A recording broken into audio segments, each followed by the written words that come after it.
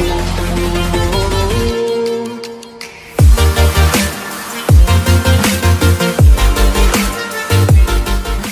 છો વિદ્યાર્થી મિત્રો? મજામાં ને? ફરીથી એકવાર આપ સૌનું સ્વાગત છે મારી યુટ્યુબ ચેનલ ઉપર, જેનું નામ છે ઇંગ્લિશ ટીચિંગ, અને હું હિમાંશુ રાજપૂત ફરી એકવાર આપ સૌનું હાર્દિક સ્વાગત કરું છું. મિત્રો, સ્ટાન્ડર્ડ 11 અને 12th ઇંગ્લિશમાં આપણે ગઈ વખતે લેંગ્વેજ ફંક્શનમાં ફંક્શન 1માં શોઈંગ ઓર એક્સપ્રેસિંગ કન્ડિશન અથવા showing or expressing condition in the past વિશે સમજ્યા હતા. હવે વ્યાકરણના આ વિભાગમાં આપણે લેંગ્વેજ ફંક્શન 2ની ચર્ચા કરીશું, જે છે શોઈંગ ઓર એક્સપ્રેસિંગ કોન્ટ્રાસ્ટ. મિત્રો, કોન્ટ્રાસ્ટ એટલે વિરોધાભાસ. તો આપણે આ મુખ્ય મુદ્દામાં જે સમજવાની બાબત છે કે અહીં આપણે વિરોધાભાસ અર્થ ધરાવતા બે વાક્યો સંયોજકો દ્વારા જોડાય છે એ ખાસ યાદ રાખીશું. બે વિરોધાભાસ અર્થ ધરાવતા વાક્યો એટલે કે જે પહેલું વાક્ય હશે એનાથી વિરોધી પરિણામ દર્શાવતું વાક્ય પાછળ અથવા આગળ હોઈ શકે. તો આમાં કેટલાક ચોક્કસ સંયોજકો જે તમારે ફંક્શન આઈડેન્ટિફિકેશન માટેનો પ્રશ્ન છે કે નીચેના વાક્યમાંથી ફંક્શનને આઈડેન્ટિફાઈ કરો તે કીવર્ડ્સ તરીકે યાદ રાખવા પડશે. એટલે કે આપેલા વાક્યોમાંથી કયા વાક્યમાં લેંગ્વેજ ફંક્શન તરીકે કોન્ટ્રાસ્ટનો ઉપયોગ થયો છે એવું પૂછાય ત્યારે તમે આ સંયોજકોની મદદથી કહી શકશો. તો એવા સંયોજકો પણ તમારે અહીંયા યાદ રાખવાના રહેશે. હવે આપણે શરૂ કરીએ કે કયા કયા સંયોજકો છે કે જે કોન્ટ્રાસ્ટ એટલે કે વિરોધાભાસ દર્શાવતા બે વાક્યોને જોડવાનું કાર્ય કરે છે. તો અહીંયા મેં 5 ભાગમાં એને વહેંચ્યા છે: ધો, ઓલ્ધો, ઇવન ધો અને ઇવન ઇફ. આ ચારને આપણે એટલે સાથે રાખ્યા છે કે એ ચારની વાક્ય રચના સરખી છે અને તેને એકબીજાને બદલે વાપરીએ તો એ વાક્યના અર્થમાં કે ક્રમમાં કોઈ ફેર થતો નથી. અને ખાસ યાદ રાખીએ મિત્રો કે આ ચાર સંયોજકો જે છે, ધો, ઓલ્ધો, ઇવન ધો અને ઇવન ઇફ, એ વાક્યની શરૂઆતમાં કે વાક્યની મધ્યમાં પણ તમે વાપરી શકશો. બીજો સંયોજક છે હાવેવર. એની વાક્ય રચના ધીમે ધીમે આપણે આગળ જોઈએ. ત્રીજા ભાગમાં આપણે મૂક્યું છે એઝ. ત્યારબાદ ઇનસ્પાઇટ ઓફ અને ડિસ્પાઇટ, એ બંને મેં એક સાથે રાખ્યા છે. તો ઇનસ્પાઇટ ઓફ અને પાછળ જે ડિસ્પાઇટ છે એમાં ઓફ નથી મિત્રો, એ ધ્યાન રાખીશું. ઉતાવળમાં ક્યારેક ભૂલમાં ઓફ લખાઈ જાય એવું બનતું હોય છે. તો એ બંને પણ સમાનાર્થી છે અને એ બંનેની વાક્ય રચના પણ સરખી છે. અને ત્રીજા વિભાગમાં આપણે બટ, યટ અને સ્ટીલ રાખ્યા છે કે જે ત્રણ પણ સમાનાર્થી અને સમાન વાક્ય રચના ધરાવે છે. અને આ બધા જ જે સંયોજકો છે એ દરેકનો અર્થ એક જ છે, છતાં પણ. કારણ કે બે વાક્યોમાં વચ્ચે છતાં પણ મૂકીએ ગુજરાતીમાં પણ તો આખો વિરોધાભાસ અર્થ ઊભો થતો હોય છે. જેમ કે હું ઝડપથી ચાલ્યો પણ હું બસ ચૂકી ગયો. તો ઝડપથી ચાલ્યો પણ એનું વિરોધી પરિણામ શું આવ્યું કે હું બસ ચૂકી ગયો. તો અહીંયા પણ આપણે છતાં પણ કે પણ મૂકવું પડે છે. તો આ બધા જ સંયોજકોનો એક જ ગુજરાતી અર્થ છે, છતાં પણ. તો આપણે દરેક સંયોજકોની વાક્ય રચનાઓ એક પછી એક જોઈએ. સૌ પ્રથમ આપણે વાત કરીશું ધો, ઓલ્ધો, ઇવન ધો અને ઇવન ઇફ. મેં અગાઉ કહ્યું એમાં ચારેય સંયોજકો એકબીજાના સમાનાર્થી છે, જેનો અર્થ છતાં પણ થાય છે. ચારેયની વાક્ય રચના પણ એક સરખી છે, એટલે કે ચારમાંથી કોઈ પણ એકબીજાને બદલે વાપરીએ તો વાક્યનો અર્થ બદલાતો નથી. હવે નીચે વાક્ય રચના મેં લખી છે: ધો, although, even though, even if. ચારમાંથી કોઈ પણ તમે અહીંયા મૂકી શકો વાક્યની શરૂઆતમાં. એના પછી તરત જ કર્તા આવશે મિત્રો, આ ધ્યાન રાખીશું. એના પછી તરત જ મુખ્ય કર્તા હોવો જોઈએ. ત્યારબાદ ક્રિયાપદ, કાળ પ્રમાણેનું કે ટુ બીનું રૂપ હોઈ શકે. ત્યારબાદ વિશેષણ કે ક્રિયા વિશેષણ, અન્ય શબ્દો અને અલ્પવિરામ ખાસ કરીશું. જ્યારે સંયોજક આગળ વાપરીએ શરૂઆતમાં ત્યારે વચ્ચે અલ્પવિરામ, અને અલ્પવિરામ પછી જે વિરોધાભાસ પરિણામ દર્શાવતું વાક્ય છે તે લખવાનું રહેશે. હવે આપણે એના એક્ઝામ્પલ જોઈએ. અહીંયા મેં બે અલગ વાક્યો આપ્યા છે. પહેલું છે mister Joshi is old, he is strong. આપણે અહીંયા બે જુદા વાક્યો પહેલા લખ્યા છે, પછી આપણે એને સંયોજકથી જોડીએ. મિસ્ટર જોશી વૃદ્ધ છે, હી ઇઝ સ્ટ્રોંગ, તે મજબૂત છે. તો મિત્રો જો અહીંયા બે વિરોધી અર્થ થયા કે મિસ્ટર જોશી વૃદ્ધ છે પણ તે મજબૂત છે, એમનું શરીર હજી મજબૂત છે. તો આ વાક્યમાં આપણે ચારે ચાર સંયોજકો વારાફરતી વાપરેલા છે તે તમે જોઈ શકો છો. ધો mister Joshi is old, he is strong, જેનો અર્થ થાય મિસ્ટર જોશી ઓલ્ડ છે છતાં પણ તે મજબૂત છે. એવી જ રીતે બીજા, ત્રીજા, ચોથા જવાબમાં પણ તમે જુઓ કે although mister Joshi is old he is strong, even though mister Joshi is old he is strong, even if mister Joshi is old he is strong. તમે આ ખાસ નોંધ કરજો કે ધો, ઓલ્ધો, ઇવન ધો અને ઇવન ઇફ 4 સંયોજકો એક જ સ્થાને વપરાયા છે, પરંતુ પાછળની વાક્ય રચનામાં કોઈ જ ફેરફાર ક્રમમાં થયો નથી. ઇટ મીન્સ સારેઓ એકબીજાના સ્થાને વાપરી શકાય છે. હવે આપણે બીજું એક એક્ઝામ્પલ જોઈએ કે જેમાં though, although, even though, even if ને આપણે વાક્યની વચ્ચે વાપરીશું. બીજું એક એક્ઝામ્પલ છે Sheetal worked hard, she failed in the exam. શીતલે સખત મહેનત કરી પણ તે પરીક્ષામાં નપાસ થઈ. અહીંયા આપણે જે પરિણામ, વિરોધી પરિણામ આવ્યું તે છે શી ફેલ્ડ, તે નપાસ થઈ. તેણે મહેનત કરી પણ છતાં વિરોધી પરિણામ મળ્યું કે તે નપાસ થઈ. તો એને આપણે વાક્યની શરૂઆતમાં મૂકવું પડે, કારણ જે શરૂઆતનો પ્રયત્ન દર્શાવતું વાક્ય છે એની આગળ સંયોજક મૂકવું એવું સાધારણ નિયમ છે, જે ઉપરના દરેક વાક્યમાં આપણે શરૂઆતમાં લખ્યું છે. પણ જ્યારે એને આપણે સંયોજકોને વાક્યની વચ્ચે વાપરવા હોય તો વિરોધી અર્થ દર્શાવતું પરિણામવાળું વાક્ય આગળ લખવું પડે. જેમ કે Sheetal failed in the exam though she worked hard, Sheetal failed in the exam although she worked hard, Sheetal failed in the exam even though she worked hard and Sheetal failed in the exam even if she worked hard. આ ચારેય વાક્યનો અર્થ તો એક જ થાય કે શીતલે મહેનત કરી છતાં પણ તે નપાસ થઈ. તો વાક્યની વચ્ચે પણ તમે આ સંયોજકો વાપરી શકો, પણ એ વખતે ખાસ ધ્યાન રાખીશું કે વિરોધી પરિણામ દર્શાવતું વાક્ય એ વખતે શરૂઆતમાં લખાય, ત્યારબાદ સંયોજક અને ત્યારબાદ મુખ્ય વાક્ય. આગળ આપણે જોઈએ મિત્રો, નાવ આપણે પરીક્ષાલક્ષી થોડી પ્રેક્ટિસ કરીએ કે rewrite the following sentences using though, although, even though, even if. તો અહીંયા મેં 5 એક્ઝામ્પલ આપ્યા છે. Ram ran fast, he miss the train. Ram ઝડપથી દોડ્યો, તે ટ્રેન ચૂકી ગયો. તો અહીંયા પણ તમે જુઓ કે વિરોધી પરિણામ છે. The sum is easy, he cannot solve it. દાખલો સરળ છે, તે સોલ્વ કરી શકતો નથી. Dhruvi is thin, she is strong. Dhruvi પાતળી છે, તે મજબૂત છે. ધ પોલીસ ડ્રોવ ફાસ્ટ, પોલીસે ઝડપથી ગાડી ચલાવી. ધ થીફ એસ્કેપ્ડ, ચોર છટકી ગયો. ધ નોવેલ વોઝ ઇન્ટરેસ્ટિંગ, નવલકથા રસપ્રદ છે. શી ડિડન્ટ એન્જોય ઇટ, તેણે તેને એન્જોય ન કરી. તો આ 5 વાક્યોમાં તમે જુઓ કે આગળના વાક્યનો વિરોધી પરિણામ પાછળના વાક્યમાં છે. તો હવે આપણે આ 5 વાક્યોને અલગ અલગ સંયોજકો ધો, although, even though, even if થી વારાફરતી જોડીએ. તો નેક્સ્ટ સ્લાઇડમાં તમે એના જવાબ જોઈ શકો છો. Though Ram ran fast, he missed the train. અહીં આપણે ધો શરૂઆતમાં વાપર્યું છે, એટલે રામ રેન ફાસ્ટનો ક્રમ બદલવાની જરૂર નથી. રામ ઝડપથી દોડ્યો છતાં પણ તે ટ્રેન ચૂકી ગયો. પણ બીજા વાક્યમાં આપણે ઓલ્ધોને વાક્યની વચ્ચે વાપર્યો છે કે જેથી તમને પ્રેક્ટિસ મળી રહે મિત્રો. તો ત્યાં આપણે ઇટ ઇઝ ઇઝીને પાછળ લેવું પડે અને એનું જે વિરોધી પરિણામ છે કે he cannot solve the sum એને આગળ લખવું પડે. So he cannot solve the sum although it is easy. અને એ વખતે આપણે સમને મુખ્ય કર્તાને આગળ લીધો છે ઇટ કર્મ વિભક્તિના સ્થાને. એ પણ ધ્યાન રાખીશું કે દાખલો સરળ છે છતાં પણ તે ગણી શકતો નથી. અર્થ તો એ જ થાય છે મિત્રો, ધ્યાન રાખીશું. Even though Dhruvi is thin, she is strong. અહીંયા આપણે ઇવન ધો વાક્યની શરૂઆતમાં વાપર્યો, જેથી ક્રમ બદલવાની જરૂર નથી. ધ્રુવી પાતળી છે છતાં પણ તે મજબૂત છે.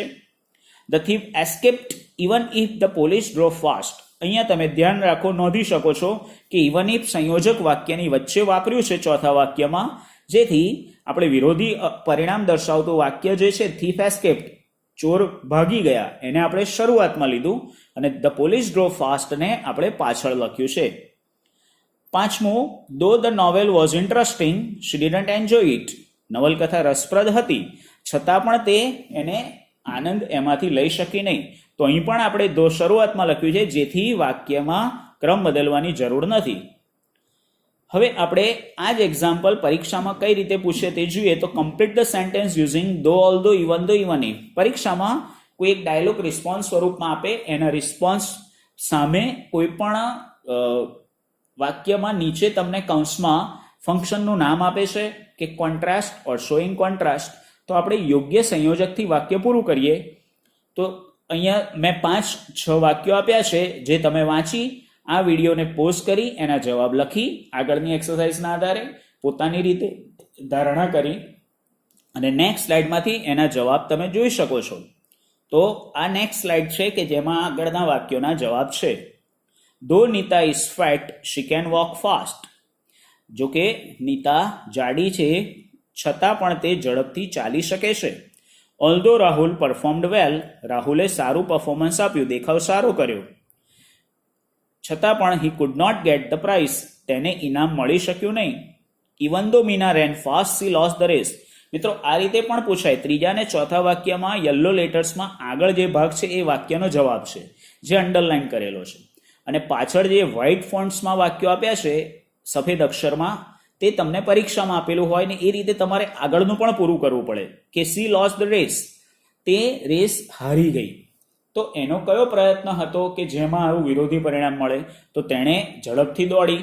તો એ તમારે પાછળ પરિણામવાળું વાક્ય સમજ્યા પછી આગળ યોગ્ય સંયોજક વિચારી અને આ વાક્ય લખવાના રહેશે કે મીના ઝડપથી દોડી છતાં પણ તે રેસ હારી ગઈ. Even if I was injured I didn't give up the game. આમાં પણ પાછળનું જે વાક્ય છે એ આપેલું છે કે આઈ didn't give up the game, મેં રમત છોડી નહીં. તો આગળ એના માટેના પ્રયત્નવાળું વાક્ય કે even if I was injured, હું ઘાયલ હતો છતાં પણ મેં રમવાનું છોડ્યું નહીં. Ramesh can't come in time though he gets up early. Ramesh સમયસર ન પહોંચી શક્યો, જો કે તે વહેલો ઉઠ્યો હતો છતાં પણ. Kamal reach the late even if he tried her. અને અહીંયા આપણે વિરોધી પરિણામવાળું વાક્ય 5 અને 6 માં આગળ આપેલું છે અને સંયોજક મૂકીને પાછળ મુખ્ય વાક્ય લખવાનું રહેશે. તો આ પ્રકારના અલગ અલગ વાક્યો આપણે આ પ્રેક્ટિસમાં જોયા. હવે આપણે આગળ નવું સંયોજક જોઈએ જે છે હાવેવર. મિત્રો આ સંયોજકનો અર્થ પણ આગળના દોલ દોલ ઇવન ધ ઇવન ઇફની જેમ છતાં પણ છે, પણ આની વાક્ય રચના કંઈક વિશેષ અલગ છે. જોઈ લઈએ કે હાવેવર પણ વાક્યની શરૂઆતમાં જ વપરાશે, પરંતુ અહીં હાવેવર પછી તરત જ વિશેષણ કે ક્રિયા વિશેષણ મૂકવાનું રહેશે. ત્યારબાદ કર્તા અને ક્રિયાપદ વત્તા અન્ય શબ્દો જે અને અલ્પવિરામ પછી વિરોધાભાસ વાળું વાક્ય લખવાનું રહેશે. તો અહીંયા ખાસ એક વસ્તુ ધ્યાન રાખીશું કે હાવેવર લખીએ તો તરત જ વિશેષણ કે ક્રિયા વિશેષણ લખવાનું છે. તો એના એક્ઝામ્પલ જોઈએ. આગળ જે એક્ઝામ્પલ છે એને જ આપણે આગળ અલગ અલગ રીતે જુદા જુદા સંયોજકથી જોતા રહીએ. Mister Joshi is old, he is strong. તો અહીંયા ઉપરના વાક્યમાં આગળ જે મિસ્ટર જોશી ઓલ્ડ એ વિશેષણ છે જે આપણે બ્લેક ફોન્ટમાં દર્શાવ્યું છે અલગ પડે તે માટે. તો એને આપણે હાવેવર પછી તરત જ લખીશું. તમે જોઈ શકો છો however old mister Joshi is, he is strong. મિત્રો આનો અર્થ તો પેલા દો વાળા વાક્યના જેવો જ છે કે મિસ્ટર જોશી વૃદ્ધ છે છતાં પણ તે મજબૂત છે, ફક્ત સંયોજક બદલાયું છે ને વાક્ય રચના બદલાઈ છે. Sheetal worked hard, she failed in the exam. Sheetal worked hard, આ વાક્યમાં હાર્ડ એ એડવર્બ ક્રિયા વિશેષણ છે જેને આપણે હાવેવર પછી તરત લખીશું. However hard Sheetal worked, she failed in the exam. હવે આપણે આગળ થોડા બીજા એક્ઝામ્પલ જોઈએ કે નીચે 5 વાક્યો આગળ જે આપ્યા છે દોલદોમાં એ જ વાક્યોને આપણે હાવેવરથી જોડીએ છીએ. તો નેક્સ્ટ સ્લાઇડમાં તમે આ 5 વાક્યોના જવાબ જોઈ શકો છો. However fast Ram ran, he missed the train. However easy the sum is, he cannot solve it. However thin Dhruvi is, she is strong. However fast the police drove, the thief escaped. However interesting the novel was, she didn't enjoy it. તો આગળના જે અલગ અલગ લખેલા 5 વાક્યોને આપણે અહીંયા હાવેવરથી જોડ્યા મિત્રો. પણ હાવેવર વાક્યની શરૂઆતમાં જ્યારે મૂકીએ છીએ તો હાવેવર પછી તરત જ આગળના વાક્યનું વિશેષણ કે ક્રિયા વિશેષણ મુકાય છે જે તમે જોઈ શકો છો. ફાસ્ટ, ઇઝી, થિન, ફાસ્ટ અને ઇન્ટરેસ્ટિંગ. આ 5 વિશેષણોને આપણે અનુક્રમે હાવેવર પછી તરત જ લખ્યા છે, પણ પાછળના વાક્યમાં કોઈ જ ફેરફાર થતો નથી. તો હાવેવરમાં આ વસ્તુ ખાસ યાદ રાખીએ કે જ્યારે હાવેવરથી વાક્ય લખાય ત્યારે હાવેવર વાક્યની શરૂઆતમાં લખ્યા પછી તેના પછી તરત જ વિશેષણ કે ક્રિયા વિશેષણ મૂકવાનું છે. હવે આપણે હાવેવરથી કમ્પ્લીટ ધ સેન્ટેન્સની એક્સરસાઇઝ સમજીએ. સો હાવેવર ફેટ રેખા ઇઝ, અહીંયા એક આટલું વાક્ય આપેલું છે જે પરીક્ષામાં આપેલું હોય, કૌંસમાં તમને કોન્ટ્રાસ્ટ શબ્દ આપેલો હોય અથવા શોઈંગ કોન્ટ્રાસ્ટ આપ્યું હોય તો આપણે કોઈ પણ વિશે સંયોજક દ્વારા એને લખી શકીએ. હાવેવર ફેટ રેખા ઇઝ, રેખા જો કે રેખા જાડી છે તો અહીંયા તમે પાછળ કોઈ પણ રીતે વાક્ય પૂરું કરી શકો. હાવેવર હાર્ડ હિરેન વર્કડ, અને નીચે 3, 4 અને 5માં આપણે વિરોધી પરિણામ આપ્યા છે. શી ઇઝ માઇઝર, તે કંજૂસ છે. હી લોસ્ટ હિઝ બેગ, તેની બેગ ગુમ થઈ ગઈ, ખોઈ નાખી. હી વોઝ પનિશ્ડ, તેને સજા કરવામાં આવી. એમાં આ વિરોધી પરિણામ દર્શાવતા વાક્યો છે, એને અનુલક્ષીને સંદર્ભિત વાક્યો આગળ આપણે લખવાના છે, જે આપણે નેક્સ્ટ સ્લાઇડ્સમાં જવાબમાં જોઈ લઈએ. હાવેવર ફેટ રેખા ઇઝ, રેખા જાડી છે છતાં પણ શી કેન વોક ફાસ્ટ, તે ઝડપથી ચાલી શકે છે. હાવેવર હાર્ડ હિરેન વર્કડ, આમાં મિત્રો તમે જોઈ શકો પાછળ આપણે આગળના વાક્યને અનુરૂપ વાક્ય વિરોધી પરિણામવાળા વાક્યો લખ્યા છે. વાક્ય નંબર 1 અને 2માં કે હિરેને મહેનત કરી છતાં પણ હી કુડ નોટ પાસ, તે પાસ ના થઈ શક્યો.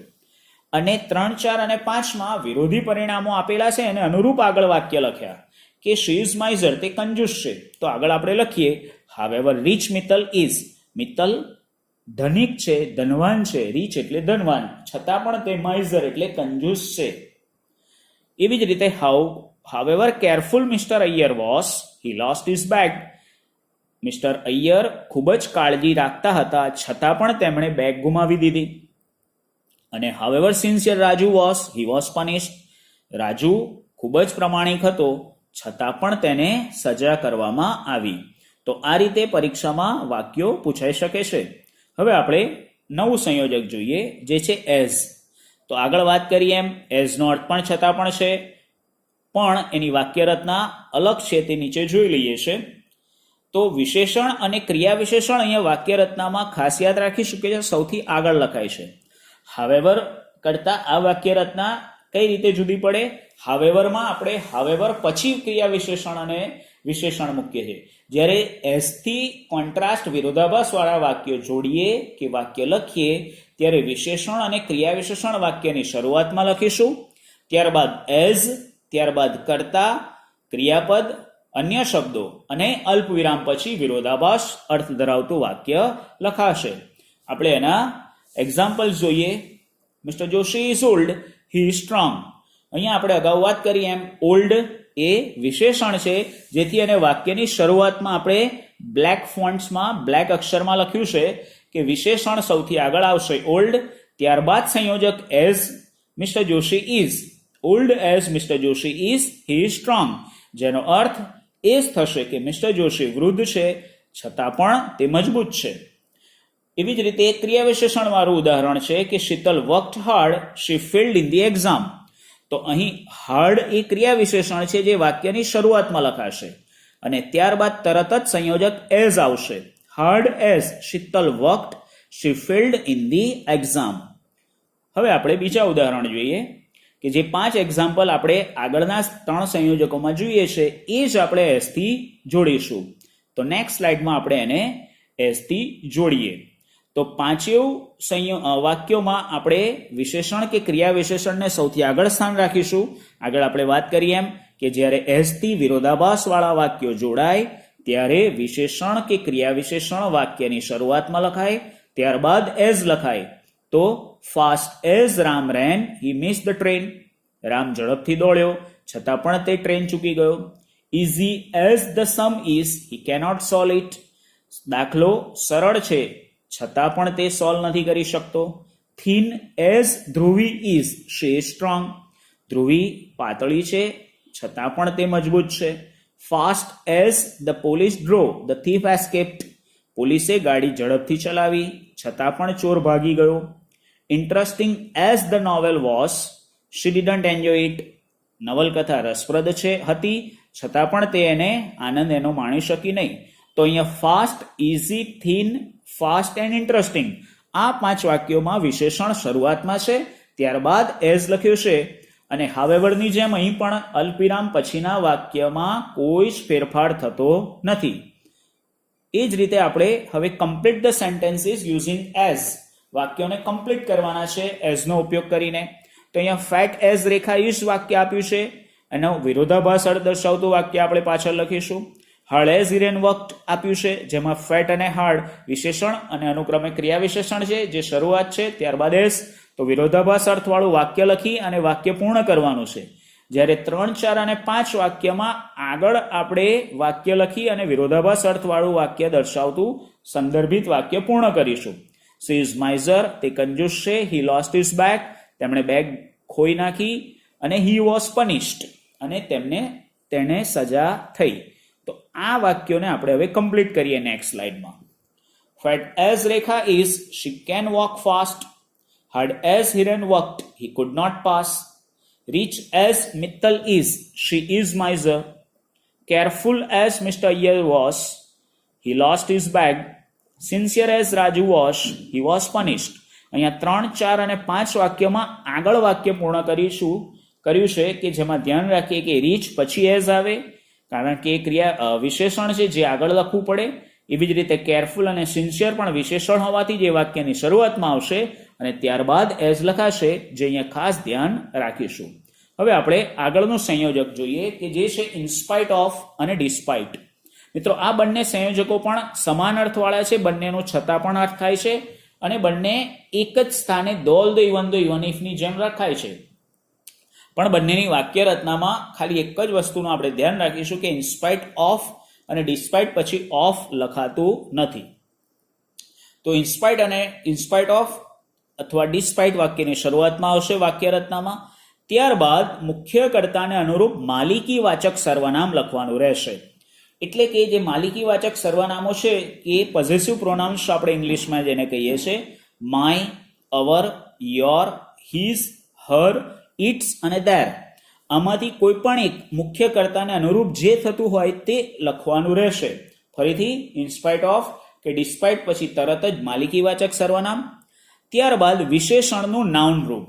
વાક્યમાં જે વિશેષણ આપ્યું હોય, સપોઝ વિશેષણ છે ક્લેવર, તો ક્લેવરનું નાઉન ફોર્મ એટલે કે ક્લેવરનેસ લખવાનું રહેશે. અથવા જો ક્યારેક ક્લેવરનેસ કે એ નાઉન ફોર્મ ન આવડે કોઈ વિદ્યાર્થીને, તો એના બદલે બીઇંગ સાથે તેનું તે વિશેષણ પણ લખી શકાય. એટલે કે બીઇંગ ક્લેવર. ફરીથી ધ્યાન આપો, ઇન્સ્પાઇટ ઓફ કે ડિસ્પાઇટ, ત્યારબાદ માલિકીવાચક સર્વનામ અને વિશેષણનું ત્યારબાદ નાઉન ફોર્મ, અને નાઉન ફોર્મ ન આવડે તો બીઇંગ વત્તા એ વિશેષણ લખી શકાય. ક્લેવરનેસ ન આવડે તો આપણે બીઇંગ ક્લેવર લખી શકીએ. ત્યારબાદ એના અથવામાં આપણે લખ્યું છે વર્તમાન કૃદંત, એટલે કે ક્રિયાપદનું આઈએનજી વાળું રૂપ. જ્યારે કોઈ ક્રિયાપદ એક્શન વર્બ વાળું વાક્ય હશે ત્યારે આ આઈએનજી વાળું વર્તમાન કૃદંત લખવાનું રહેશે. ત્યાં નાઉન રૂપ કે પેલું બીઇંગ વત્તા વિશેષણ વાળું વસ્તુ લાગશે નહીં. જ્યારે એક્શન વર્બ હોય ત્યારે આઈએનજી લખીશું, ત્યારબાદ અન્ય શબ્દો. અને મુખ્ય કર્તા અહીંયા યલો લેટરમાં એટલે આપે છે કે ક્યારેક અમુક વાક્યમાં મુખ્ય કર્તા પાછળ લઈ જવો પડે તો તે અહીંયા ધ્યાન રાખીશું અને વિરોધાભાસ વાળું વાક્ય પાછળ આવશે. તો એના આપણે એક્ઝામ્પલ્સ જોઈ લઈએ કે mister Joshi is old, he is strong. આ જ વાક્યને આપણે ઇન્સ્પાઇટ ઓફ અને ડિસ્પાઇટથી લખીએ. In spite of his oldness. અહીંયા મિત્રો આપણે જો ઓલ્ડ વિશેષણ હતું એનું નાઉન ફોર્મ ઓલ્ડનેસ લખ્યું છે કે in spite of his oldness mister Joshi is strong. In spite of his being old. હવે કોઈ વિદ્યાર્થીને નાઉન ફોર્મ ન આવડે તો શું? તો in spite of his being old આ રીતે લખી શકાય. બંને વાક્ય રચના સાચી છે, બંનેનો અર્થ એક સમાન છે. Mister Joshi is strong. આગળ આપણે વાક્ય રચનામાં જોયું કે મુખ્ય કર્તા આપણે પાછળ લઈ ગયા છે. તો તમે જોઈ શકો મિસ્ટર જોશી અંડરલાઈન કરીને પાછળ આપવામાં આવ્યું છે, જે હીના બદલે લખ્યું. કારણ કે આગળ આપણે સંબંધક વિભક્તિ કે પોઝેસિવ પ્રોનાઉનનું સર્વનામ હીઝ લખીએ છીએ, તો મિસ્ટર જોશીને આ રીતે પાછળ લઈ જવાનું રહેશે કે મુખ્ય કર્તાને આ રીતે પાછળના વાક્યમાં લઈ જવો પડે. અહીંયા ડિસ્પાઇટ થી હવે વાક્ય જોઈએ તો ડિસ્પાઇટ ઇઝ ઓલ્ડનેસ. તમે જો in spite of is oldness and despite is oldness વાક્ય રચનામાં કોઈ જ ફેરફાર નથી, ફક્ત સંયોજક બદલાય છે. Despite is oldness mister Joshi is strong. અને એ જ રીતે ઓલ્ડનેસને બદલે ઓલ્ડ વાપરીએ ત્યારે ડિસ્પાઇટ ઇઝ બીઇંગ ઓલ્ડ. અહીંયા બીઇંગનો ઉપયોગ ઓલ્ડ આગળ કરીશું. Mister Joshi is strong. તો આ ચારેય વાક્ય રચનાનો અર્થ એક સમાન છે અને એક જ અર્થ છે કે મિસ્ટર જોશી વૃદ્ધ છે છતાં પણ તે મજબૂત છે. તેવી જ રીતે Sheetal worked hard, she failed in the exam. આગળ આપણે વાત કરીએ એમ અહીંયા એક્શન વર્બ છે વર્કડ હાર્ડ. તો વર્કડ હાર્ડમાં જ્યારે ડિસ્પાઇટ કે ઇન્સ્પાઇટ ઓફ વાપરીએ ત્યારે વર્કનું વર્તમાન કૃદંત પ્રેઝન્ટ પાર્ટિસિપલ એટલે કે આઈએનજી વાળું રૂપ લખવું પડે. In spite of her working hard Sheetal failed in the exam. અહીં પણ આપણે શીતલ મુખ્ય કર્તાને પાછળના વાક્યમાં લખ્યો છે. Despite Har working hard Sheetal failed in the exam. તો ઇન્સ્પાઇટ ઓફ અને ડિસ્પાઇટમાં આ વસ્તુ ધ્યાન રાખીએ કે જ્યારે વિશેષણ હોય તો એનું નાઉન ફોર્મ લખીએ, અને વિશેષણનું નાઉન ફોર્મ ના આવડે તો બીઇંગ વત્તા વિશેષણ લખીએ, અને જ્યારે એક્શન વર્બ હોય તો તેનું વર્તમાન કૃદંત લખવાનું રહેશે. પણ ઇન્સ્પાઇટ ઓફ કે ડિસ્પાઇટ પછી સૌથી પહેલા સંબંધક વિભક્તિનું સર્વનામ કે માલિકીવાચક સર્વનામ લખવાનું ભૂલાય નહીં, તે ધ્યાન રાખીશું. હવે આપણે ઇન્સ્પાઇટ ઓફ થી આગળના જે 5 વાક્યો છે તે જોડીશું. એ વાક્યોને નેક્સ્ટ સ્લાઇડમાં આપણે જોડીએ. In spite of his poverty or his being poor, he is honest. મિત્રો અહીંયા 2 જવાબ આપવામાં આવ્યા છે, પરંતુ પરીક્ષામાં આપણે કોઈ પણ એક જ લખીશું. અહીંયા તમારી સમજ માટે બંને આપ્યા છે. જે વિદ્યાર્થીને નાઉન ફોર્મ યાદ રહે તે રાખી શકે છે, અને જેને નાઉન ફોર્મ ન યાદ રહે તે he is being poor પણ યાદ રાખી શકે છે. બંનેના કોઈ જ માર્ક કપાશે નહીં, બંને સાચા જ છે. In spite of his poverty or his being poor, he is honest. In spite of her weakness or her being weak, she can carry a bag. Despite his sickness or his being sick, Manish attended the class. હવે તો 1, 2, 3 માં વિશેષણનું noun form લખીએ તો being નથી લખતા, પણ જો વિશેષણ લખીએ તો being poor, being weak કે being sick લખવું પડશે. તેવી જ રીતે હવે ચોથા અને 5મા વાક્યમાં મિત્રો એક્શન વર્બ છે, તો આપણે વર્તમાન કૃદંતનો ઉપયોગ કર્યો છે. Despite his studying hard, Sunil got less marks. In spite of his running fast, Darshan could not catch the bus. તો અહીં પણ આપણે ધ્યાન રાખીશું કે મુખ્ય કરતા મનીષ, સુનિલ અને દર્શનને આપણે પાછળના વાક્યમાં મૂક્યા છે. એ જ રીતે આપણે કમ્પ્લીટ ધ સેન્ટેન્સીસની એક્સરસાઇઝ જોઈ લઈએ કે in spite of her singing well, તો પાછળનું આપણે પરિણામ દર્શાવતું વાક્ય લખીશું. અને બીજા વાક્યમાં આપણે ટપુ લોસ ધ મેચ પરિણામ આપ્યું છે, તો આગળનું વાક્ય લખીશું. ડિસ્પાઇટ હિઝ ક્લેવરનેસ, જેમાં આપણે પાછળ પરિણામવાળું વાક્ય લખીશું. Abhijit could not solve the case, આગળનું વાક્ય આમાં તમને વિરોધી અર્થ આપ્યો છે કે અભિજીત કેસ જીતી શક્યો નહીં. 5મું છે કે in spite of his being smart, જેમાં આપણે પાછળનું વાક્ય લખવાનું રહેશે. અને 6 નંબરમાં છે Bhavika got the good job, જેમાં આપણે આગળનું વાક્ય. તો પહેલા, 3જા અને 5મા વાક્યમાં પાછળ વિરોધી પરિણામવાળું વાક્ય પૂરું કરવાનું રહેશે, જ્યારે બીજા, ચોથા અને 6ઠા વાક્યમાં આપણે વિરોધી પરિણામ આપેલું છે એના આધારે આગળનું વાક્ય નેક્સ્ટ સ્લાઇડમાં લખીએ. In spite of her singing well, Asha could not win the concert. તો આગળના વાક્યમાં આપણે જે વાક્ય કમ્પ્લીટ કરવાનું છે તેમાં in spite of her singing well, તેણીએ સારું ગાયું પણ એનું વિરોધી પરિણામ આવ્યું કે તે જીતી શકી નહીં. તો અહીં આગળના વાક્યમાં આપણે ફરી જોઈ લો કે કોઈ નામ આપ્યું નથી, તો આ બીજા વાક્યમાં આ રીતે તમે કોઈ નામ મૂકી શકો અથવા શી પણ લખી શકો. In spite of her singing well, she could not win the concert or Asha could not win the concert. Asha સ્પર્ધા જીતી શકી નહીં. કોન્સર્ટ એટલે સિંગિંગ કોમ્પિટિશન. પણ સેકન્ડ વાક્યમાં Tapu loss the match, Tapu match હારી ગયો, વિરોધી પરિણામ આપેલું હતું, તો એના આધારે આપણે આગળનું વાક્ય ડિસ્પાઇટ દ્વારા લખ્યું કે ડિસ્પાઇટ હિઝ બેટિંગ વેલ, તેણે સારું બેટિંગ કર્યું છતાં પણ ટપુ હારી ગયો. એવી જ રીતે ત્રીજા વાક્યમાં આપણે વિરોધી પરિણામ લખ્યું છે કે ડિસ્પાઇટ હિઝ ક્લેવરનેસ, તે હોશિયાર હોવા છતાં he could not answer all the questions, તે બધા પ્રશ્નોના જવાબ આપી શક્યો નહીં. ચોથા વાક્યમાં આપણે વિરોધી પરિણામના આધારે આગળનું વાક્ય લખીએ છીએ કે in spite of his finding the evidence, Abhijit could not solve the case, Abhijit case જીતી શક્યો નહીં. એ પરિણામની આગળના વાક્યમાં આપણે લખીએ છીએ કે અભિજીત પાસે બધા જ એવિડન્સ પુરાવા હતા, છતાં પણ તેને બધા પુરાવા એણે શોધી નાખ્યા હતા, છતાં પણ તે કેસ જીતી શક્યો નહીં. In spite of his being smart, તે સ્માર્ટ હતો છતાં પણ he was cheated by thugs, ઠગ લોકો, લૂંટારા લોકો દ્વારા એ લૂંટાયો અથવા છેતરાયો. Despite her getting second class, Bhavika got the good job, ભાવિકાને જોબ મળી ગઈ, એ વિરોધી પરિણામ મળ્યું. પણ એટલે વિરોધી પરિણામ અહીંયા હકારાત્મક છે, પણ એની આગળનું વાક્ય આ રીતે આપણે ધારીને ઇમેજિનેશન કરીને લખવાનું રહેશે કે despite her getting second class, તેનો સેકન્ડ ક્લાસ આવ્યો છતાં પણ ભાવિકાને જોબ મળી.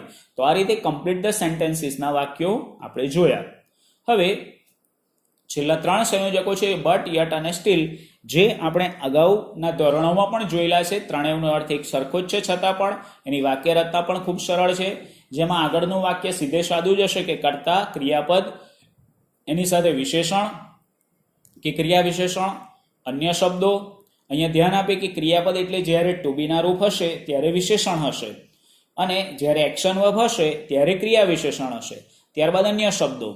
પછી બંને વાક્યોની વચ્ચે બટ અથવા યટ વત્તા સ્ટીલ લખીશું, અને ત્યારબાદ વિરોધી પરિણામ દર્શાવતું વાક્ય.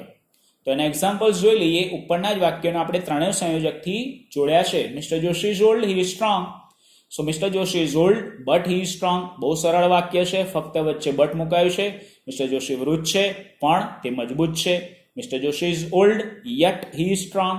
Mister Joshi is old still he is strong. એવી જ રીતે Sheetal worked hard, she failed in the exam. અહીંયા ક્રિયા વિશેષણ વાળું એક્શન વર્બ વાળું વાક્ય છે, જેને આપણે બટ, યટ અને સ્ટીલ થી જોડીએ. Sheetal worked hard but she failed in the exam. Sheetal worked hard yet she failed in the exam. And Sheetal worked hard still she failed in the exam. ત્રણેય વાક્યમાં તમે જો કોઈ જ વાક્ય રચનામાં ફેરફાર નથી, ફક્ત બે વાક્યોની વચ્ચે સિમ્પલી બટ, યટ અથવા સ્ટીલ મૂકવાનું, જેનો અર્થ થાય કે શીતલે મહેનત કરી પણ તે પરીક્ષામાં નપાસ થઈ. તો આ બધા સંયોજકો એકબીજાને બદલે હવે એક જ વાક્યમાં પણ વાપરી શકાય. અહીંયા એક વાક્ય આપણે લખ્યું છે કે ધો he is intelligent he is lazy. તે હોશિયાર છે છતાં પણ આળસુ છે. હોશિયાર છે પણ આળસુ છે. બે વિરોધાભાસ અર્થવાળા વાક્યોને આપણે ધોથી જોડ્યું. મિત્રો યાદ રાખો કે ધો, ઓલ્ધો, ઇવન ઇફ સમાનાર્થી છે, જે ચારેય એકબીજાને બદલે વાપરી શકાય. તો અહીંયા ધોના સ્થાને ધો, ઓલ્ધો, ઇવન ઇફ લખો તો પણ વાક્ય રચના એની જ રહેશે. હવે આ જ વાક્યમાં આપણે હાવેવર વાપરીએ છીએ. તો ધ્યાન રાખો, આપણે આગળના બધા જ વાક્ય રચનાની અહીંયા એક પુનરાવર્તન કરી લઈએ આ સ્લાઇડમાં. સો હાવેવર પછી તરત વિશેષણ છે. However intelligent he is lazy. હવે ત્રીજા વાક્યમાં આપણે જ્યારે એઝ વાપરીએ ત્યારે વાત કરીએ એમ વિશેષણ આગળ આવે સૌથી. So intelligent as he is lazy.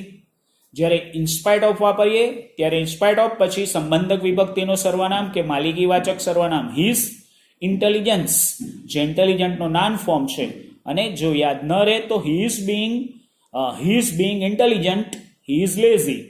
એ જ રીતે પાંચમા વાક્યમાં હવે આપણે ડિસ્પાઇટ વાપરીએ તો પણ ડિસ્પાઇટ હિઝ ઇન્ટેલિજન્સ અથવા despite his being intelligent he is lazy. અને બટ યટ સ્ટીલમાં એકદમ સરળ બે વાક્યોની વચ્ચે સિમ્પલી બટ યટ કે સ્ટીલ મૂકીએ.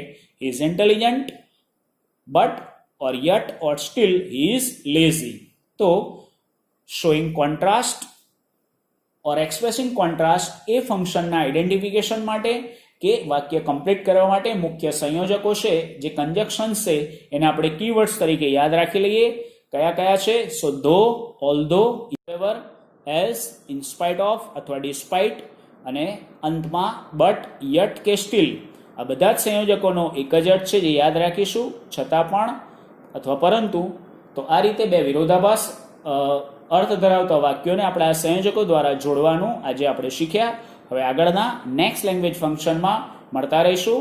તે પહેલાં જો હજી સુધી મારી ચેનલને તમે સબસ્ક્રાઇબ ન કરી હોય તો નીચે સબસ્ક્રાઇબ બટન ક્લિક કરી બાજુમાં બેલ આઇકોન ટચ કરીશું, જેથી મારા નવા વિડીયોના નોટિફિકેશન્સ તમને રેગ્યુલરલી મળતા રહે. તો આગળના વિડીયોમાં મળતા રહીએ. ત્યાં સુધી stay home, stay safe, good bye.